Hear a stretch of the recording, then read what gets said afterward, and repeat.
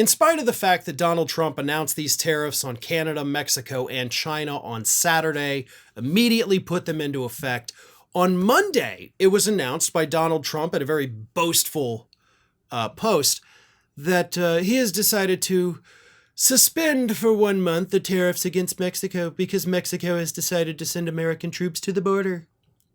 Well, it turns out that wasn't actually the negotiation. The negotiation did include Mexico saying, yes, fine, we will send troops to the border. However, we're not just going to be the only ones making concessions here. You are also going to stop the flow of illegal guns from the United States to Mexico because studies have shown that there's actually more illegal guns flowing from us to them than from them to us.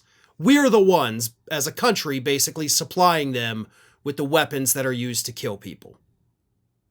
So Mexico's president, Claudia Sheinbaum, was able to get Trump to make that concession, which again, Trump left out of his little announcement.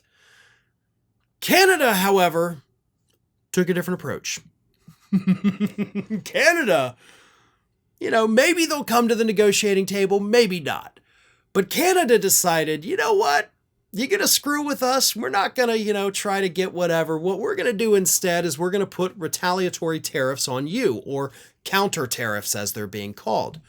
And so over the weekend, they said we're going to put a $155 billion worth of U.S. goods. Those are going to be subjected to the counter tariffs. But Canada, unlike Donald Trump, was far more strategic. They were smarter. Because they didn't just say it's an across-the-board tariff. They decided, you know what? We want to hurt you. And, Canada said, well, didn't say it, but implied it, we want to hurt the people who put you in office. Because Canada put tariffs specifically on goods coming out of red states. Now, not only red states, right? Some blue states, of course, are affected, but they made sure they went through the list to target specific industries that operate out of red states. Here's how Politico put it.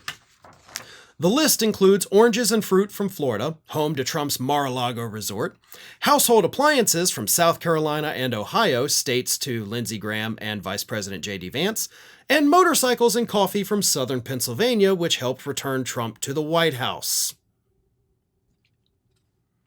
Then, most of the other tariffs they've put in place are on agricultural goods.